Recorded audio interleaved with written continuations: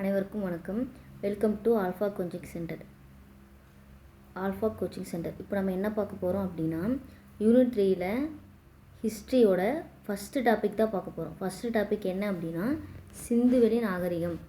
இந்த சிந்துவெளி நாகரிகம் எந்தெந்த புக்கில் கவர் ஆகுது அப்படின்னா, 6th history, 9th history, 11th history, 11th ethics, இந்த 4 புக்குலையும் தான் சிந்துவெளி நாகரிகம் கவர் ஆகுது.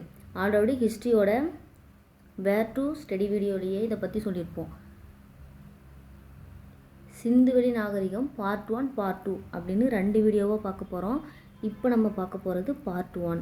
இதில் என்னென்ன பார்க்க போகிறோம் அப்படின்னா, ஹிஸ்ட்ரி அப்படின்னா என்ன, சிந்துவெளி காலம் அதோட காலம் மற்றும் அதை எப்படி கண்டுபிடிச்சாங்க, அது இல்லாமல் சிந்துவெளியோட முக்கிய நகரங்கள் என்னென்ன, அங்கே என்னென்ன ஆதாரங்கள் கண்டுபிடிச்சிருக்காங்க, சிந்துவெளி மற்றும் தமிழ்நாட்டுக்கும் சிந்துவெளிக்கும் தமிழ்நாட்டுக்கு இருக்கிற தொடர்பு என்ன அப்படிங்கிறத பற்றி தான் பார்ட் 1ல் பார்க்க போகிறோம். ஃபஸ்ட்டு சிந்துவெளி நாகரிகம். சிந்துவெளி நாகரிகம் தெரிஞ்சுக்கிறதுக்கு முன்னாடி ஹிஸ்ட்ரி அப்படின்னா என்னென்னு நமக்கு தெரியணும். அப்போது ஹிஸ்ட்ரியை 3 விதமாக பிரிக்கிறாங்க. எப்படின்னா, வரலாற்றுக்கு முந்தைய காலம், வரலாற்றுக்கு பிந்தைய காலம், வரலாற்று காலம். ஓகேங்களா? வரலாற்றுக்கு முந்தைய காலம், வரலாற்றுக்கு பிந்தைய காலம், வரலாற்று காலம். வரலாற்று முந்தைய காலம் அப்படின்னா எழுத்து முறைக்கு முன்னாடி இருந்த காலம் தான் வரலாற்றுக்கு முந்தைய காலம். அப்போது வரலாற்று முந்தைய காலம் அப்படின்னு எப்படி சொல்கிறாங்க அப்படின்னா, எதை ஆதாரமாக வச்சு சொல்கிறாங்க அப்படின்னா, பாறை ஓவியம், அவங்க வரைஞ்ச பாறை ஓவியத்தை தான் ஆதாரமாக வச்சு இது எழுத்து முறைக்கு முன்னாடி காலம் அப்படின்னு சொல்கிறாங்க. அங்கே செய்த தொழில் என்ன அப்படின்னா வேட்டையாடுறாங்க. அதே மாதிரி எந்த விதமான ஆயுதத்தை யூஸ் பண்ணுறாங்க அப்படின்னா கல்லால் செஞ்ச ஆயுதத்தை தான் யூஸ் பண்ணுறாங்க வரலாற்றுக்கு முந்தைய காலத்தில். வரலாற்றுக்கு பிந்தைய காலம் அப்படின்னா இங்கே எழுத்து முறை இருக்குது, ஆனால் அது என்னென்னு நம்மளால் புரிஞ்சிக்க முடியல, அதுதான் வரலாற்றுக்கு பிந்தைய காலம். வரலாற்று காலம் அப்படின்னா எழுதப்பட்ட ஆதாரமும் கிடச்சிருக்கு, அது புரியும்படியாகவும் இருக்குது, அதனால தான் அது வரலாற்று காலம் அப்படிங்கிறாங்க. நெக்ஸ்ட்டு சிந்துவெளிக்கு, இப்போ ஹிஸ்ட்ரி அப்படின்னா என்னென்னு பார்த்தோம். சிந்துவெளிக்கு முன்னாடி இருந்த காலம் என்னென்னு அப்படின்னு பார்த்தீங்கன்னா கற்காலம். சிந்துவெளிக்கு முன்னாடி இருந்தது கற்காலம். கற்காலத்தை 3 வகையாக பிரிக்கிறாங்க. எதை வச்சு 3 வகையாக பிரிக்கிறாங்க அப்படின்னா, அந்த ஆயுதம் எதனால் செஞ்சுருக்கு, எந்த வடிவத்தில் இருக்குது, எந்த காலத்தை சேர்ந்தது, இதை தான் அடிப்படையாக வச்சு தான் அதை 3 டைப்ஸாக பிரிக்கிறாங்க. பழங்கற்காலம், இடைக்கற்காலம், புதிய கற்காலம். மொத்தம் 3 டைப்ஸாக பிரிக்கிறாங்க. பழங்கற்காலம், இடைக்கற்காலம், புதிய கற்காலம். பழங்கற்காலம் காலம் என்னென்னா 2 மில்லியன்லேருந்து 10,000 BC வரைக்கும். பழங்கற்காலத்தில் கருவிகளை எதனால் செஞ்சுருக்காங்க அப்படின்னா கற்கோடாரி. ஓகேங்களா? என்னென்ன கருவிகள், கற்கோடாரி.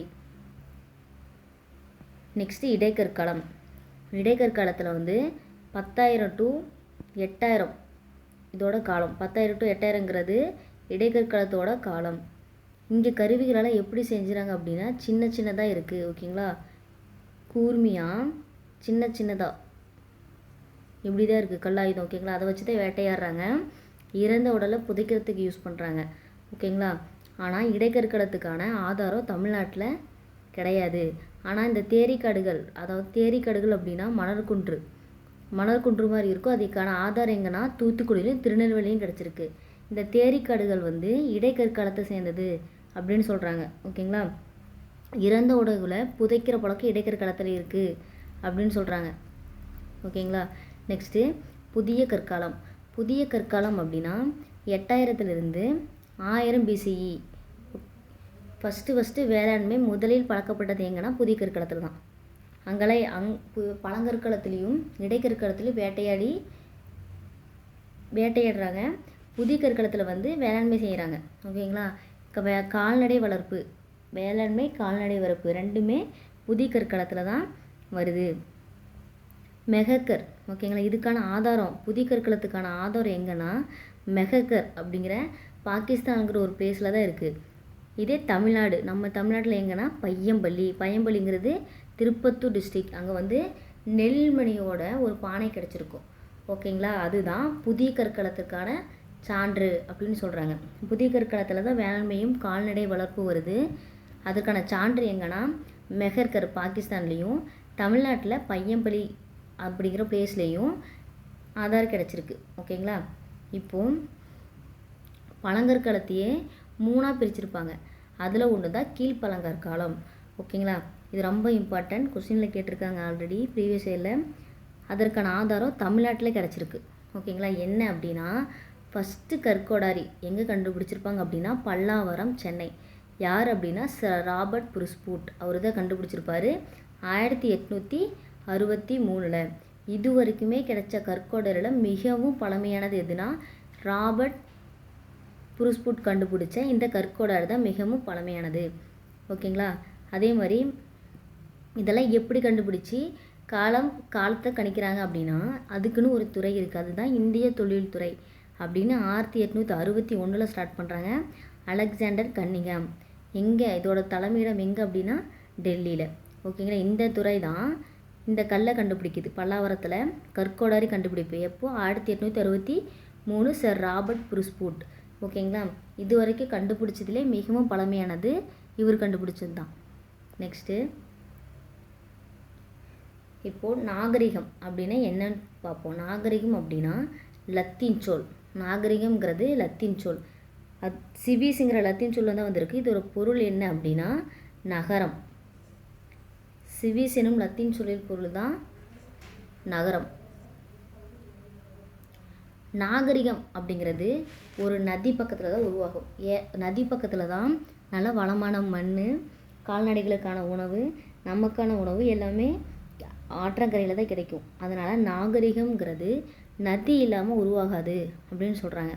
அதனால தான் நாகரிகங்களின் தொட்டில் ஆறுகள், நாகரிகங்களின் தொட்டில் ஆறுகள் அப்படின்னு சொல்கிறாங்க. ஓகேங்களா, இது ரொம்ப இம்பார்ட்டன்ட். மொத்தம் உலகிலேயே மிகவும் தொன்மையான நாகரிகங்கள் அப்படின்னா ஒரு 4 நாகரிகம் இருக்குது. அந்த 4 நாகரிகங்கள் என்ன அப்படின்னா மெசபடோமிய நாகரிகம் 3500 to 2000 காலகட்டத்தை சேர்ந்தது. இது எந்த நதிக்கரை அப்படின்னா டைரிக்ஸ் நதிக்கரை. ஓகேங்களா, இது எந்தெந்த பகுதியை உள்ளடக்கியது அப்படின்னா ஈரான், ஈராக், சிரியா. ஓகேங்களா, ஈரான், ஈராக், சிரியா. இதுதான் உலகோட மிக பழமையான நாகரிகம். உலகின் மிக பழமையான நாகரிகம் அப்படின்னா மெசபடோமிய நாகரிகம். எவ்வளோ வருஷம் பழமையானது அப்படின்னா 6000 ஆண்டுகள் பழமையானது. உலகின் 4 நாகரிகம் பார்க்க போகிறோம். மெசபடோமிய நாகரிகம் இது எந்த நதிக்கரை அப்படின்னா டைரிக்ஸ் நதிக்கரை. எந்த பகுதினா ஈராக், ஈரான், சிரியா. ஓகேங்களா, மெசபடோமியாவை ஈராக் நாகரிகம் அப்படின்னு சொல்லுவாங்க. ஓகேங்களா, நெக்ஸ்ட்டு இப்போ நம்ம பார்க்க போகிறது என்ன அப்படின்னா சிந்துவெளி நாகரிகம். சிந்துவெளி நாகரிகம்ங்கிறது கிமு 3300 to 1900 காலகட்டத்தை சேர்ந்தது. இது எந்த நதிக்கரை அப்படின்னா சிந்து நதிக்கரை. ஒவ்வொரு நாகரிகத்துக்கும் ஒவ்வொரு நதிக்கரை இருக்கும். ஏன்னா நாகரிகம்ங்கிறது நதியை பேஸ் பண்ணி தான் இருக்கும். அதனால தான் ஒவ்வொரு நாகரிகத்துக்கும் ஒரு நதிக்கரை இருக்குது. அப்போ சிந்துவெளி நாகரிகம் அப்படின்னா சிந்து நதிக்கரை. இது எந்தெந்த பிளேஸ் அப்படின்னா பாகிஸ்தானு, இந்தியா, ஆப்கானிஸ்தான் இந்த 3 பகுதியை உள்ளடக்கியது தான் சிந்துவெளி நாகரிகம். இந்தியாவின் மிக பழமையான நாகரிகம் அப்படின்னா சிந்துவெளி நாகரிகம். உலகின் மிக பழமையான நாகரிகம் அப்படின்னா மெசபடோமிய நாகரிகம். இதே இந்தியாவின் மிக பழமையான நாகரிகம் அப்படின்னா சிந்துவெளி நாகரிகம். நெக்ஸ்ட்டு எகிப்து நாகரிகம்.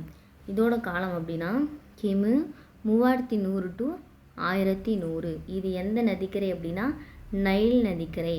ஓகேங்களா, நெக்ஸ்ட்டு சீன நாகரிகம். இது கிமு 1700 to 1122.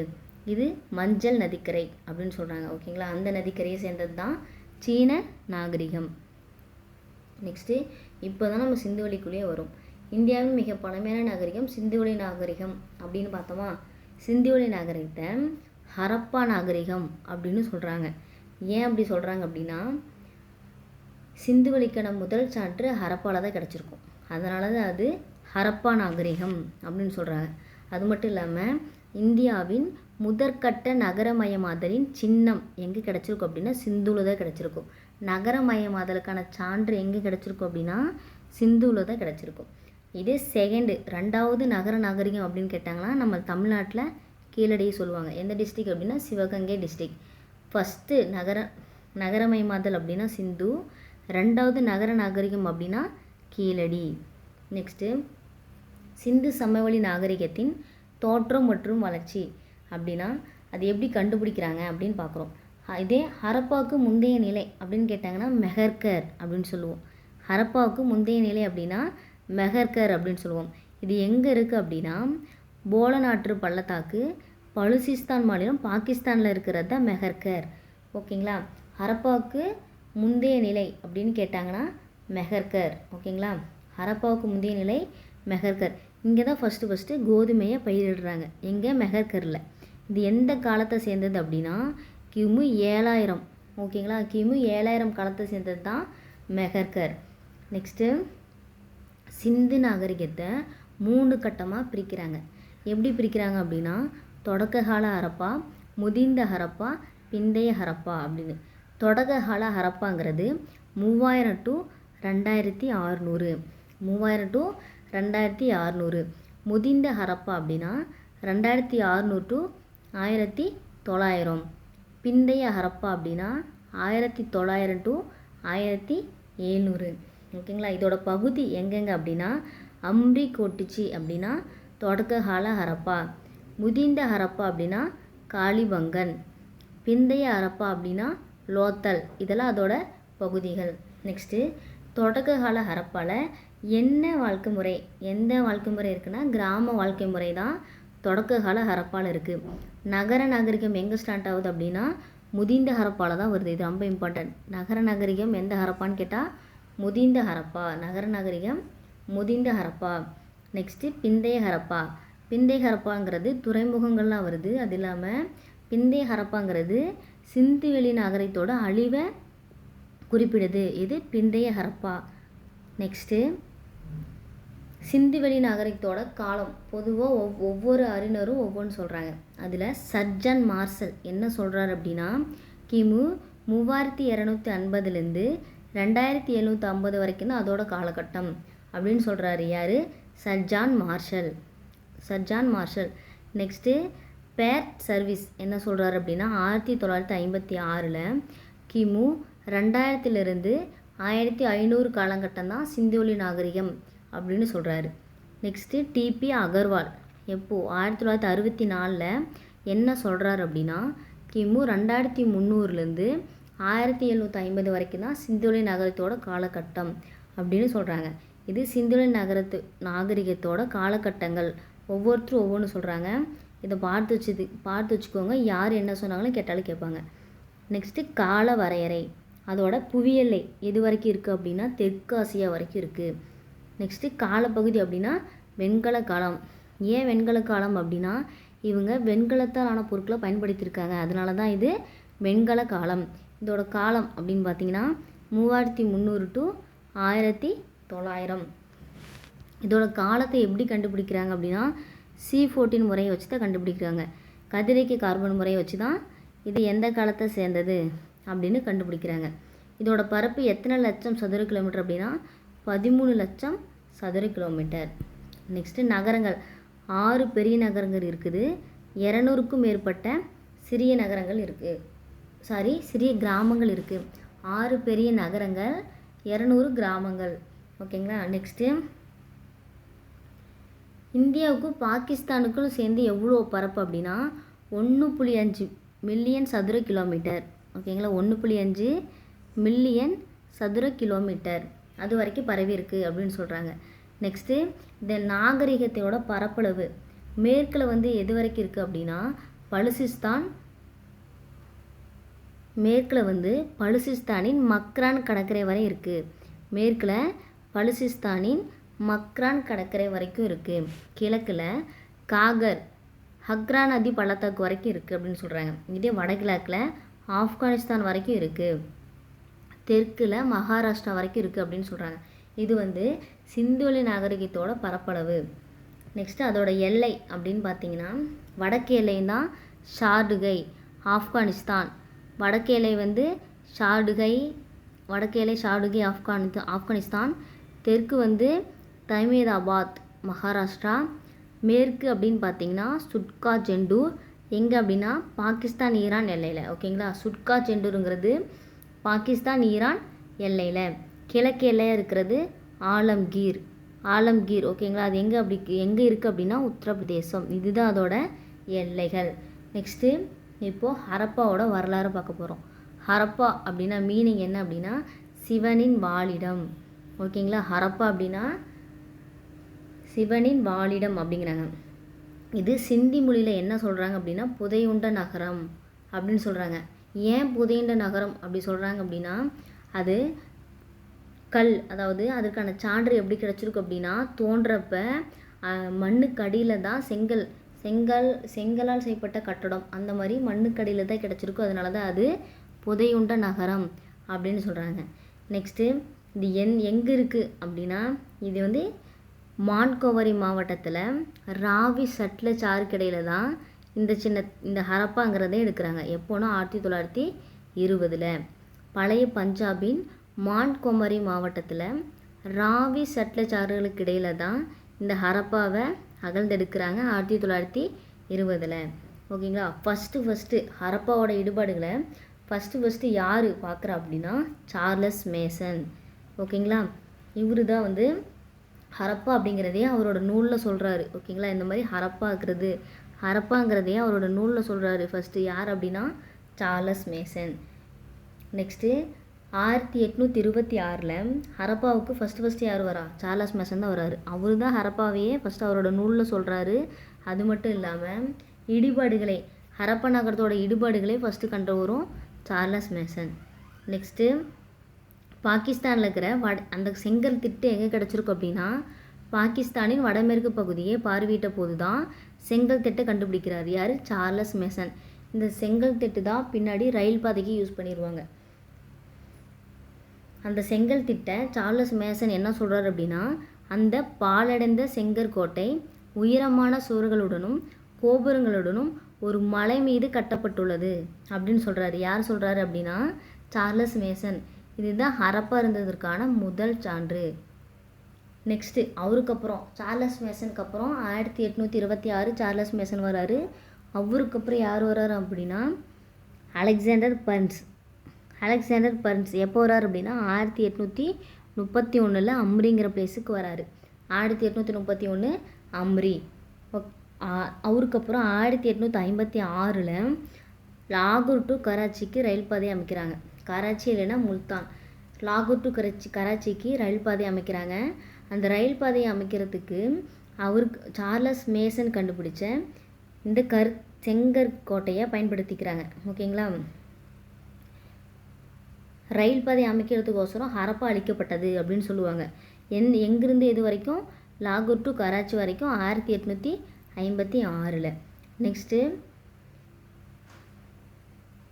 ஹரப்பாவில் ஒரு முத்திரை யாருக்கு கிடச்சிருக்கு அப்படின்னா அலெக்சாண்டர் கன்னிங்ஹாம் தான் கிடச்சிருக்கும். இவர் தான் ஃபஸ்ட்டு இந்திய தொல்லியல் அளவீட்டாளர். 1861 ஸ்டார்ட் பண்ணுறதுக்கு ஏஎஸ்ஐ இந்திய தொழில்துறை ஸ்டார்ட் பண்ணுறதுக்கு காரணமாக இருந்தது யார் அப்படின்னா அலெக்சாண்டர் கன்னிங்ஹாம். இவர் தான் ஃபஸ்ட்டு தொல்லியல் அளவியலாளர். எத்தனை டைம் ஹரப்பாவுக்கு வந்திருக்கார் அப்படின்னா 1853, 56, 1875, 1853, 1856, 1875 3 டைம் ஹரப்பாவை ஆய்வு செஞ்சுருக்காரு. யார் அப்படின்னா அலெக்சாண்டர் கன்னிங்ஹாம். நெக்ஸ்ட்டு 1861 இந்திய தொழில்துறை ஸ்டார்ட் பண்ணுறதுக்கு காரணமாக இருக்கிறது அலெக்சாண்டர் கன்னிங்ஹாம். எங்கே அப்படின்னா புதுடெல்லியில். இதே 1961 நம்ம தமிழக தொழில்துறையை ஸ்டார்ட் பண்ணுறோம். ஆனால் உண்மையாலுமே ஹரப்பாவோட முக்கியத்துவத்தை அறிஞ்சு ஆய்வு செய்ய காரணமாக இருந்தது யார் அப்படின்னு கேட்டால் சர் ஜான் மார்ஷல் தான். ஓகேங்களா, நெக்ஸ்ட்டு ஹரப்பா மொஹஞ்சதாரோவை எப்போ ஆய்வு செய்ய ஆரம்பிக்கிறாங்க அப்படின்னா 1920 இருந்து தான் அகழாய்வு செய்ய ஆரம்பிக்கிறாங்க. மொஹஞ்சதாரோ 1921 ஹரப்பா கண்டுபிடிக்கிறாங்க. 1922 மொஹஞ்சதாரோ அப்படிங்கிற ஒரு நகரத்தை கண்டுபிடிக்கிறாங்க. எங்கே அப்படின்னா சிந்து மாகாணத்தில் லர்கானா மாவட்டத்தில் 70 அடி உயரமுள்ள ஒரு மண்மேடு கண்டுபிடிக்கிறாங்க. அதுக்கு பேர் தான் என்னென்னா மொஹஞ்சதாரோ. நெக்ஸ்ட்டு 1924 இந்திய தொல்பொருள் ஆய்வுத்துறையோட டைரக்டராக யார் வராங்கன்னா ஜான் மார்ஷல் வராரு. இந்த ஜான் மார்ஷல் தான் 1924 ஜான் மார்ஷல் தான் முன்னாடி கண்டுபிடிச்சாங்க இல்லையா 1921, 22, 20 ஆய்வு செய்யங்களா, இது எல்லாத்தையும் கம்பேர் பண்ணி சிந்து அதாவது ஹரப்பாவும் மொகஞ்சதாரோவும் ஒரே நகரத்தை சேர்ந்தது தான். ஏன்னா அங்கே ரெண்டுமே கிடைச்ச பொருட்கள் வந்து ஒரே மாதிரியே நிறைய பொருள் இருக்கான். அதனால அது ரெண்டுமே ஒரே நகரத்தை சேர்ந்ததுன்னு முடிவுக்கு வராரு.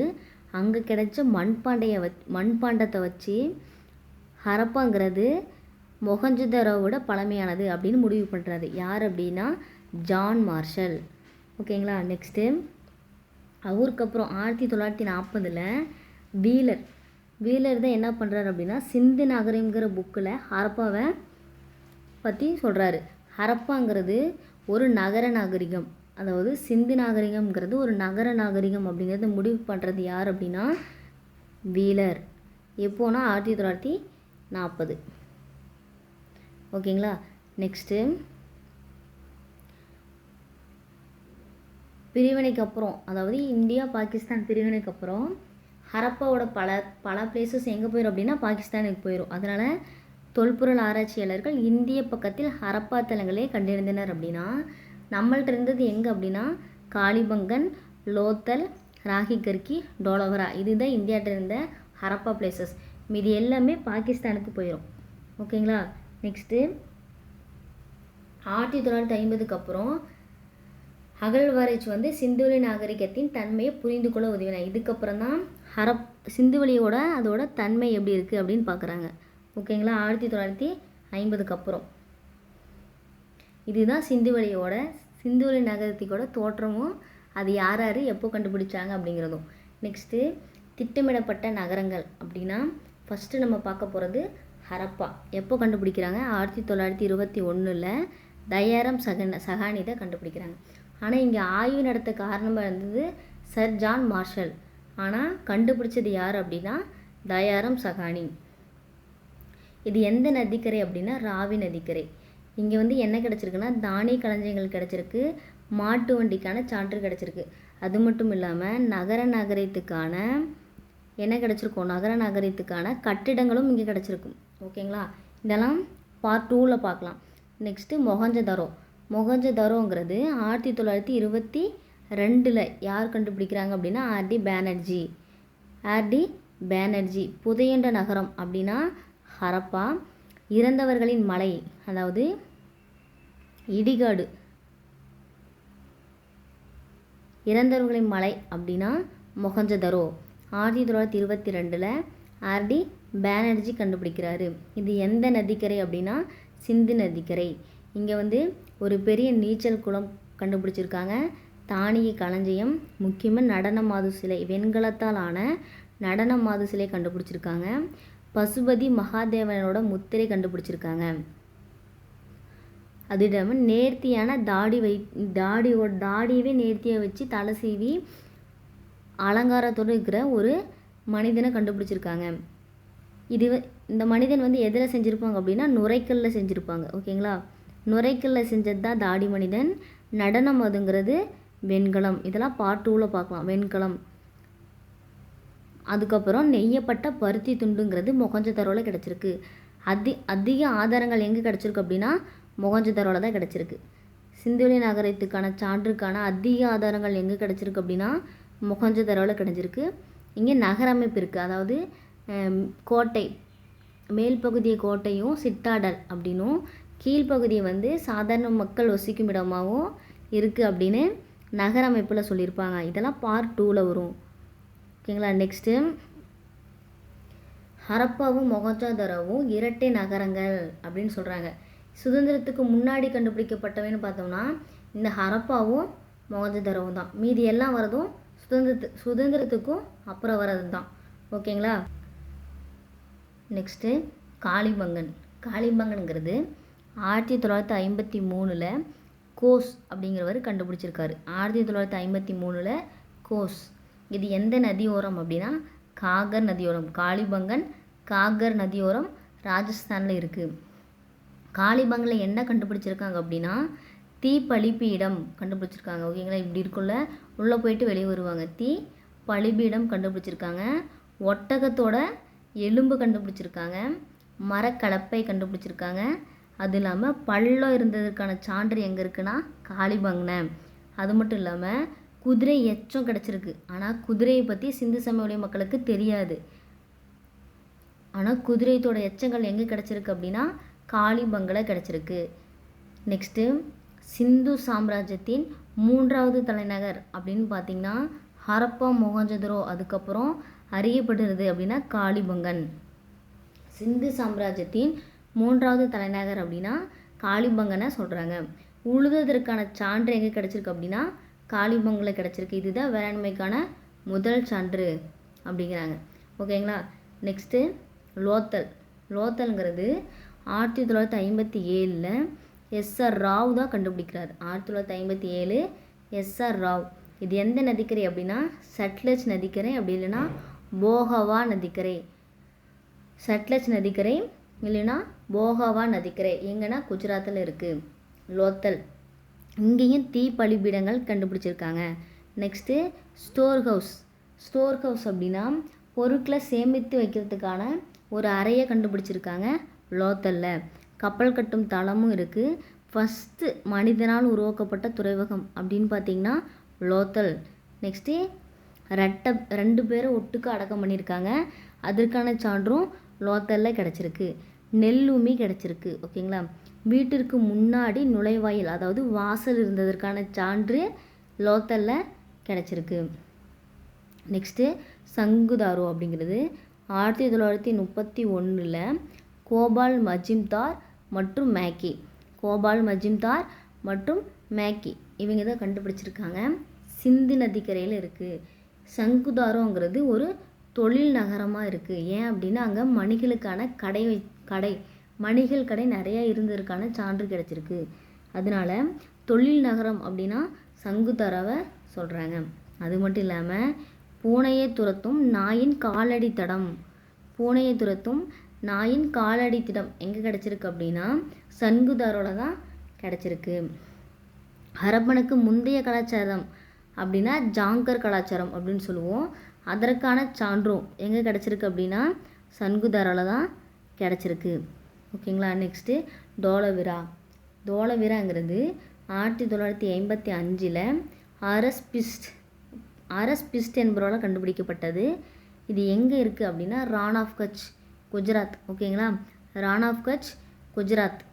இங்கே நீர்பிடிப்பு அமைப்பு கண்டுபிடிச்சிருக்காங்க. அதாவது ஏரியை கண்டுபிடிச்சிருக்காங்க. ஏரி இருந்ததுக்கான சான்று தோலவிரால கிடச்சிருக்கு. அது மட்டும் இல்லாமல் மழை நீரை அவங்க சேமித்து வச்சுருக்காங்க. அதற்கான சான்றும் தோலவிரால கிடச்சிருக்கு. அது இல்லாமல் கையெழுத்து பலகை, ஒரு பெரிய கையெழுத்து பலகை எங்கே கிடச்சிருக்கு அப்படின்னா தோலவிரால கிடச்சிருக்கு. ராகி கற்கி கண்டுபிடிக்கிறதுக்கு முன்னாடி வரைக்கும் இந்தியாவோட பெரிய நகரமாக இருந்தது தோலவிரா. ஆனால் ராகி கற்கி கண்டுபிடிச்சதுக்கு அப்புறம் தோலவிரா விட ராகி கற்கு பெரியது அப்படிங்கிறாங்க. ஓகேங்களா. அது மட்டும் இல்லாமல் இது உலக பாரம்பரிய சின்னமாக அறிவிச்சிருக்காங்க. யுனெஸ்கோனால் 40வது உலக பாரம்பரிய சின்னமாக அறிவிச்சிருக்காங்க. இந்திய கலாச்சாரத்தை சேர்ந்த தளத்திற்கு கிடைத்த முதல் அங்கீகாரம் அப்படின்னு பார்த்திங்கன்னா இந்த தோலவிரா. ஓகேங்களா. நெக்ஸ்ட்டு ராகி கற்கி அப்படிங்கிறது ஹரியானாவில் இருக்குது. இங்கே மிகப்பெரிய தானிய களஞ்சியம் இருக்குது ராகி கற்கியில். நெக்ஸ்ட்டு சூர்கோட்டடா அப்படின்னா 1967. சூர்கோட்டடாங்கிறது 1967 ஜேபி ஜோசி தான் கண்டுபிடிச்சிருக்காரு குஜராத்தில். இங்கே குதிரையோட எலும்புகள் கிடச்சிருக்கு. ஆல்ரெடி குதிரை இருந்ததுக்கான எலும்புகள் எங்கே கிடச்சிருக்குன்னு பார்த்தோம், காளிபங்கில் பார்த்தோம். குதிரையோட எச்சங்கள் எங்கே கிடச்சிருக்கு அப்படின்னா காளிபங்கன். ஆனால் குதிரையை பற்றி சிந்து சமவெளி மக்களுக்கு தெரியாது. வணிகத்தின் மூலயமா தான் இந்த சான்றுகள் கிடச்சிருக்கும் அப்படின்னு சொல்கிறாங்க. அந்த மாதிரி குதிரையின் எலும்புகள் எங்கே கிடச்சிருக்கு அப்படின்னா சூர்கோட்டடா. நெக்ஸ்ட்டு மணி இருந்ததற்கான சான்று கிடச்சிருக்கு. சிறிய துறைமுகம் எங்கே இருந்திருக்கு அப்படின்னா சூர்கோட்டடாவில் இருக்குது. அதே பெரிய துறைமுகம் செயற்கை துறைமுகம் அப்படின்னா லோத்தல், சிறிய துறைமுகம் அப்படின்னா சூர்கோட்டடா. நெக்ஸ்ட்டு பனவாலி 1974 யார் கண்டுபிடிக்கிறா? RS pissed. எந்த நதிக்கரை அப்படின்னா சரஸ்வதி நதிக்கரை. எங்கே இருக்குது அப்படின்னா ஹரியானாவில். ஃபஸ்ட்டு பார்லி சாகுபடி எங்கே பண்ணுறாங்க அப்படின்னா பனவாலியில் தான் பண்ணுறாங்க. பணவாளி. ரோபர் அப்படிங்கிறது 1955 ஒய்டி ஷர்மா கண்டுபிடிக்கிறாரு. 1955 ஒய்டி ஷர்மா. இங்கே என்ன முக்கியமாக பார்க்குறோம் அப்படின்னா, மனிதனோட சேர்த்து நாயையும் புதைச்சிருக்காங்க. அதுக்கான சான்று எங்கே அப்படின்னா ரோபரில் தான் கிடச்சிருக்கு. ஓகேங்களா, மனிதர்களுடன் புதைக்கப்பட்ட நாய்கள், அதற்கான சான்று ரோபர். அவ்வளோதாங்க. இப்போ நம்ம பார்த்தது சிந்துவெளியோட முக்கிய நகரங்கள். நெக்ஸ்ட்டு சிந்துவெளி நாகரிகமும் தமிழர் நாகரிகமும். சிந்துவெளி நாகரிகமும் தமிழர் நாகரிகமும். சிந்துவெளி நாகரிகமும் தமிழும் நாகரிகம் ஒன்று தான் அப்படின்னு சொல்கிறாங்க. யார் அப்படின்னா sir John marshal. Harappa Mohenjo-daro நகரங்கள் இந்தியாவின் பிற பகுதிகளுடன் தொடர்பு இருப்பதை உறுதி செய்கிறாரு. யாருன்னா சர் ஜான் மார்ஷல். நெக்ஸ்ட்டு ஹரப்பாவுக்கும் அதாவது சிந்துவெளி நாகரிகத்துக்கும் தமிழ்நாட்டுக்கும் தொடர்பு இருக்குது அப்படின்னு நம்ம தமிழ்நாட்டில் எந்தெந்த பிளேஸில் அகலாய்வு செஞ்ச இடத்துல சான்று கிடச்சிருக்குன்னா ஆதிச்சநல்லூரும் அரிக்கமேடும். ஆதிச்சநல்லூர் அரிக்கமேடு ஆகிய இடங்களில் மேற்கொள்ளப்பட்ட தொல்பொருள் அகலாய்வுகள் தமிழ்நாட்டிற்கும் சிந்துவெளி நாகரிகத்துக்கும் இடையே உள்ள தொடர்பை வெளிப்படுத்துது அப்படின்னு எங்கே கிடச்சிருக்கு சான்று? ஆதிச்சநல்லூர் அரிக்கமேடு. நெக்ஸ்ட்டு பலுசிஸ்தானில் பிராகிங்கிற திராவிட மொழி இன்று வரைக்கும் பேசப்பட்டு வருகிறது அப்படின்னு சொல்கிறாங்க. இதெல்லாம் சிந்துவெளிக்கும் தமிழ்நாட்டுக்கும் இருக்கிற தொடர்பு அப்படின்னு சொல்கிறாங்க. அது மட்டும் இல்லாமல் சிந்துவெளியில் வாழ்ந்தவங்க தமிழர் தான், திராவிடர்கள் தான், அவங்க பேசிய மொழிங்கிறது தமிழ் அப்படின்னு யார் சொல்கிறாங்க அப்படின்னா sir John Marshall, R D Banerji, Heras பத்ரியார். இவங்களாம் என்ன சொல்கிறாங்க அப்படின்னா அங்கே சிந்துவெளியில் வாழ்ந்தவங்க திராவிடர்கள் தான், அவங்க பேசின மொழி தமிழ் அப்படின்னு சொல்கிறாங்க. யாருன்னா sir John Marshall, R D Banerji, Heras பத்ரியார். அது மட்டும் இல்லாமல் சிந்துவெளியோட எழுத்துக்கும் திராவிட எழுத்துக்கும் அது ரெண்டுக்குமே ஒற்றுமை இருக்குது அப்படின்னு யார் சொல்கிறாங்க அப்படின்னா Henry Heras, Asko Parpola, Iravatham Mahadevan. இவங்க 3 பேரும் சிந்துவெளி எழுத்துக்கும் திராவிட எழுத்துக்கும் இடையே தொடர்பு இருக்குது அப்படின்னு சொல்கிறாங்க. நெக்ஸ்ட்டு மெஹர்கர் அப்படின்னா சிந்துவெளி நாகரிகத்தோட முன்னோடி அப்படின்னு சொல்கிறாங்க. இது நம்ம முன்னாடியே பார்த்துருப்போம். சிந்துவெளி நாகரிகத்தின் முன்னோடி அப்படின்னா மெஹர்கர் அப்படிங்கிறாங்க. ஓகேங்களா. நெக்ஸ்ட்டு இது எங்கே இருக்குது அப்படின்னா பாகிஸ்தானோட பலுசிஸ்தான் மாநிலத்தில் போலா ஆற்று பள்ளத்தாக்கில் இருக்குது. இது தொடக்க கால மனிதர்கள் வாழ்ந்ததாக கண்டறியப்பட்ட இடங்களுள் ஒன்று.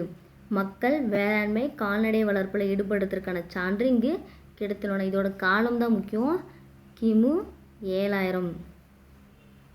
நெக்ஸ்ட்டு அவ்வளோதாங்க. இதாங்க பார்ட் 1. இப்போ பார்ட் 1ல் என்னென்ன பார்த்துருக்கோம் அப்படின்னா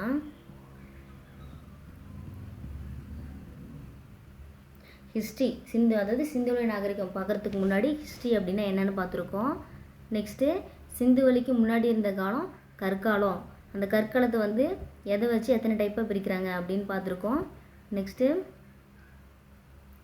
நாகரிகம், சிந்துவெளி நாகரிகம் பார்க்கறதுக்கு முன்னாடி நாகரிகம் அப்படின்னு என்னென்னு பார்த்துருக்கோம். நாகரிகம் தொட்டில் அப்படின்னு ஆறுகளை சொல்கிறாங்க. ஏன்னா நாகரிகங்கிறது ஒரு ஆறுக்கு பக்கத்தில் தான் உருவாகும் அப்படின்னு சொல்கிறாங்க. உலகின் தொன்மையான 4 நாகரிகங்கள் பற்றி பார்த்தோம். மெசபடோமிய நாகரிகம், சிந்துவெளி நாகரிகம், எகிப்து, சீன நாகரிகம். நெக்ஸ்ட்டு ஹரப்பா நாகரிகம், அதாவது சிந்துவெளி நாகரிகத்தோட இன்ட்ரடக்ஷன் அறிமுகத்தில் அதை ஹரப்பா நாகரிகம் அப்படின்னு சொல்கிறோம். ஏன் அப்படின்னா ஃபஸ்ட்டு சான்று ஹரப்பாவில் தான் கிடச்சிருக்கும். அது இல்லாமல் இந்தியாவோட முதற்கட்ட நகரமயதல், அதாவது ஃபஸ்ட்டு நகரமயமாதல் அப்படின்னா சிந்து, 2வதுனா கீழடி அப்படின்னு பார்த்தோம். அது ஹரப்பாவுக்கு முந்தைய நிலை என்ன இருக்குது அப்படின்னு மெஹர்கர், முந்தைய நிலை அப்படின்னா மெஹர்கர், அதை பற்றி பார்த்தோம். நெக்ஸ்ட்டு சிந்து நாகரிகம் அப்படின்னா எத்தனை காலமாக பிரிக்கிறாங்க அப்படின்னா 3 காலகட்டம் தான் பிரிக்கிறாங்க. அது எந்தெந்த பிளேஸு அதை பார்த்தோம். அது இல்லாமல் சிந்துவெளி நாகரிகம் பற்றி கால வரையறை பற்றி யார் என்ன சொல்கிறாங்க அப்படின்னு பார்த்தோம். அதோட எல்லை, பரப்பளவு, நெக்ஸ்ட்டு ஹரப்பாவோட வரலாறு, அது எப்படி கண்டுபிடிச்சாங்க, யார் ஃபஸ்ட்டு வந்தா, அதெல்லாம் பார்த்தோம்.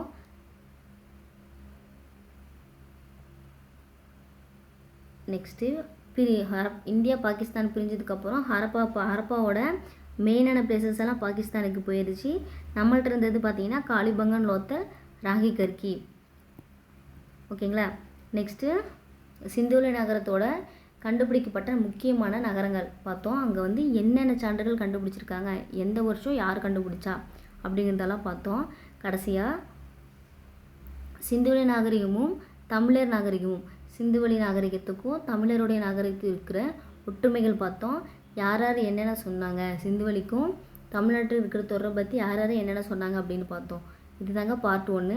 பார்ட் 2ல் அவங்களோட சமுதாயம், பொருளாதாரம், வணிகம் இதெல்லாம் பார்க்கலாம். ஓகேங்களா. தேங்க்யூ.